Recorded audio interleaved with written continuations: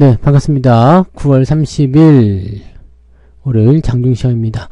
저 꼭 주말 같은 날이죠. 내일 또 쉰다고 하니까 또 그런 것 같은 느낌인데 그래서 그런지 모르지만 거래량이 상당히 적습니다. 거래가 적기 때문에 단기적인 어떤 부분에서의 변동성이 상당히 많이 나타나는 그런 모습인 것 같아요. 오늘 이 정도까지 빠질 내용은 아닌데 라는 느낌이 자꾸 드는 그런 날인 것 같습니다.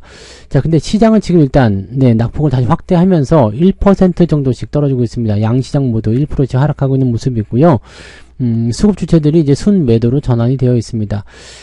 근데 방금 전에 말씀했지만 이렇게까지 내려갈 일은 아닌 것 같은데 라는 정도의 수급 정도예요. 그래서 도대체 무슨 일이 벌어지고 있는지 좀 알아보도록 해야 될 것 같고요. 시총 상위에 있는 대형주들이 거의 대부분 다 하락하는 모습이 좀 있었습니다. 배터리 관련한 종목군이 좀 올라갔고요. 코스닥에서는 2차전지 관련한 종목도 내려간 거 보면은 그냥 배터리 쪽만 올라간 것이 아닌가 생각되는 모습이기도 합니다. 그리고 중국 관련주들 좀 올라가는 모습이죠. 중국의 경기 부양 상승세가 상당하기 때문에 이런 거는 조금 부럽습니다. 그죠? 네. 중국이 경기 부양을 하게 되면서 위안화 강세라든지 또 그런 걸 통해서 막 치고 넘어가는 모습이 나타나는데 우리도 금리 인하를 하게 되면 다음 주가 금통이잖아요. 그러면 좀 올라갈 수 있을라나요? 네. 다음 주 10일이 만기일이고요. 그 다음에 11일이 금통입니다. 그래서 만기가 지나고 난 다음에 금리 인하를 진행하게 되면 우리도 강력한 경기 부양을 시사한다. 뭐 이런 식의 좀 뉘앙스가 좀 있었으면 좋겠어요. 그래야지만이 주가가 좀 상승할 수 있는 배경이 나오지 않을까 싶습니다. 네, 아무튼 그런 정도의 느낌이고요. 자, 차트 한번 보도록 하죠. 코스피 지수는 일단 저항대에 진입하면서 조금 내려가는 모습이긴 한데요. 계속적으로 개인들의 콜옵션, 순매수가 있었기 때문에 여기에 대한 부담감이 조금 잡혔다라고 보셔야 되겠죠. 개인이 콜을 계속 사면서 이제 시장이 상승할 수 있는 삼성전자나 이런 쪽에 베팅을 계속 해줬단 말이에요. 그러다 보니까 아무래도 그 시장을 억누르는 그런 형태의 느낌이 좀 더 많았지 않나 생각이 듭니다. 아직도 옵션이냐라고 하는데 옵션 만기는 매달 돌아오기 때문에 이번에 또 만기가 이제 보세요. 9월 30일 그리고 10월 2일, 10월 4일, 7일, 8일 그러면 바로 만기예요. 그러니까 5일밖에 안 남았어. 오늘 포함해서. 그러니까 옵션 만기에 대한 부분들이 좀 있을 수 있는데 또 재밌는 게요. 주가가 최근에 지난 만기일 이후에 많이 올랐잖아요.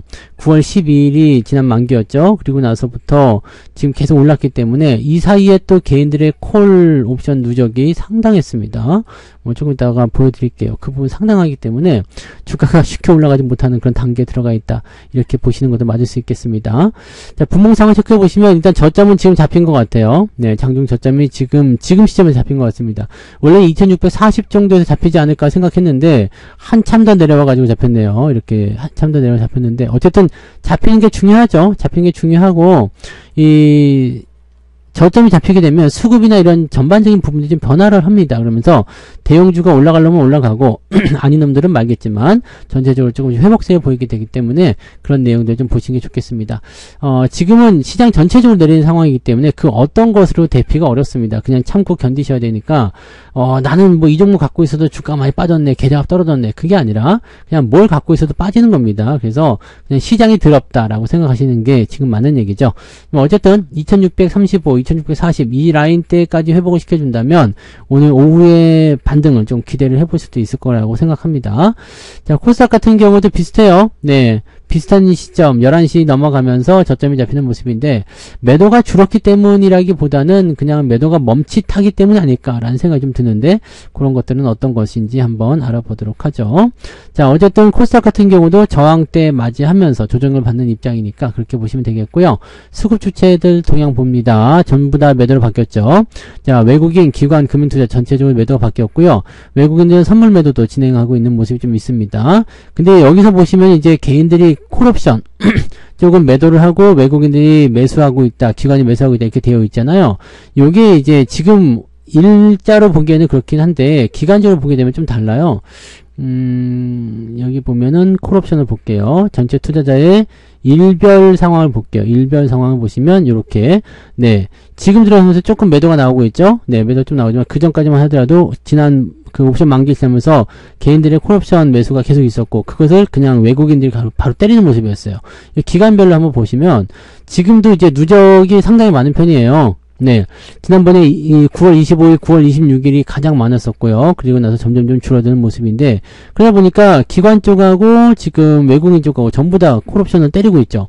이 콜옵션을 때리는 것은 어떤 느낌이냐면, 시장을 못 오르게 만든다라는 느낌이죠. 근데 여기서 재밌는 게 뭐냐, 물량이 줄어들고 있다는 얘기입니다. 확실하게 줄어드는 모습이에요. 그러니까, 요렇게 보면은, 또, 생각을 좀 다르게 볼 수도 있을 거라 생각합니다. 그래서, 지금 보면은 일별 상황에서 조금씩, 네, 이 콜옵션에 대한 부분들이 줄어들고 있는 모습이 확인되고 있기 때문에 조만간 반등이 나올 것 같아요. 이 저점이다라는 인식은 계속 있는데 이 옵션 포지션에 대한 부분들이 아직은 개인들이 콜 쪽으로 누적이 되어 있다 보니까 이것을 먹여주지 않기 위한 움직임일 것이다 볼 수밖에 없겠죠. 그래서 그렇게 따지고 보면 다음 주 만기까지, 사실 이 만기는 작은 만기예요. 선물 만기일이 아니기 때문에 옵션 만기일만 가지고 보서는 이걸 이렇게까지 해야 되나 싶은 생각이 들 정도로 좀 짜증납니다. 네, 아무튼 그런 시기라고 보시면 되겠어요. 그래서 이렇게 대놓고 보니까 조금 더 확연하게 드러나 보이죠. 근데 아무튼 줄어들고 있다는 거예요. 네, 개인들의 콜 포지션이 줄어들고 있어서 개인들 입장에서는 네, 뭐 다른 쪽으로 볼 수도 있겠습니다만은 외국인들 입장에서는 일단 개인들을 먹여주기 싫어하는 그런 느낌이다, 이렇게 보셔야 되겠죠. 그러다 보니까 현물 시장을 쉬고 흔드는 형태가 계속 일어나고 있다. 특정 종목, 즉시 뭐 이 대형주 쪽으로만 매매가 집중되고 있다는 것을 참고하시면 대충 알 수 있는 내용이겠죠. 네. 자, 시총 상위 종목들 살펴보시면은요, 삼성전자가 2.65% 하락 중입니다. 계속 떨어지고 있어요. 그 다음에 하이닉스도 2.7% 하락, 이렇게 진행되고 있습니다. 삼성바이오로직스는 더 떨어져서 98만원도 이탈하는 모습이 좀 일어났고요. 오늘은 배터리만 올라갔어요. LG에너지솔루션, 지금 시총이 아까 100조까지 넘어갔을 때 다시 내려왔네요. 네, 그 다음에 포스코홀딩스, 네이버가 그 사이 꼽자리 껴서 올라가고 있고요. SDI, LG화학, 지금 보면 다 배터리 쪽이죠. 그 다음에 자동차, 현대차가 지금 3.5%나 떨어지는 이유가 있는 거나 싶을 정도인데 왜 떨어지는 거죠? 네, 기아도 3% 정도 하락하고 있는 모습이고요. 그래서 오늘은 반도체 자동차가 다 내려갔기 때문에 아이 더럽네 생각할 수 있기는 있는데 뭐 낙폭 자체가 그렇게까지 막 확장되는 거 아니라 저는 한 2% 정도 오늘 계좌가 내려갔습니다. 2% 정도 내려가고 있는 상태고, 다른 쪽에서는 받아주는 게 전혀 없어요. 아주 더러운 장이죠. 네. 2차전지 배터리 쪽만 오늘 강세를 보였다. 게임주 크래프톤 하나 조금 올라간 모습이 있고요. 그 외에는 뭐 특이사항이 없습니다. 그냥 전체적으로 다 내린 장입니다. 그래서 전체적으로 다 내리게 되면 실질적으로는 뭐 너도 내리고 나도 내리고 그냥 다 같이 내리는 거기 때문에 뭐 억울해하지 마세요. 시장에 다 내릴 때는 사실 방법이 없습니다. 비가 오는데 뭐 어떡해요. 네, 비가 전체적으로 오면은 네, 왜 나 있는 데만 비가 와요? 왜 나한테만 비가 와요? 이게 아니라 전체적으로 다 오는 거잖아요. 그러니까 그런 부분에서는 어쩔 수가 없다고 생각하셔야 되겠죠. 자, 코스닥 쪽 살펴보시면 네, 여기도 다 그냥 난리네요. 그 2차 전지 쪽에서는 엔캠이 큰 폭으로 내립니다. 근데 에코프로나 알테오젠 등등등 다 하락세가 진행되고 있고요. 올라간 건 리게칸 바이오가 0.4%. 근데 이것도 불안하네요.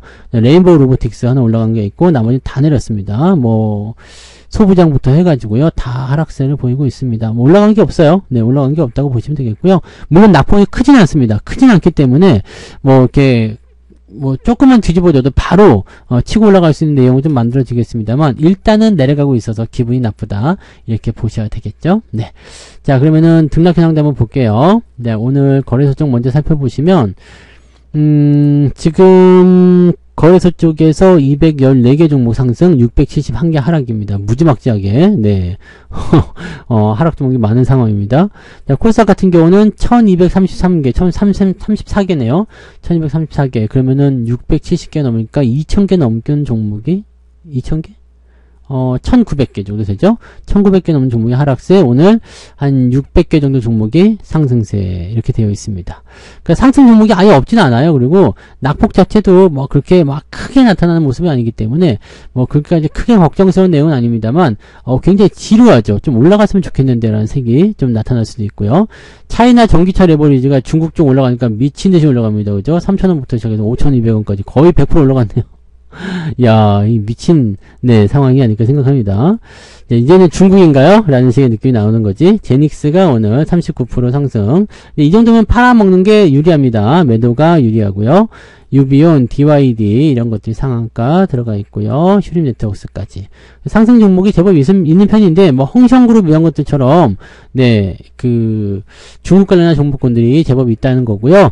그 다음에 여기 있죠. 신세계건설. 요거는 공개 매수 가격, 네, 18,000원 정도부터는 그냥 매도하시기 유리하다고 말씀드렸죠. 그래서 갖고 계신 분들은 매도하시는 게 권장해 드립니다. 전부 다 차이나예요. 차이나 항생, 레버리지 항생, 차이나 전기차, 차이나 과창, 뭐, 네, 등등 정말 중국 관련한 부분들이 강하게 올라가고 있다는 거.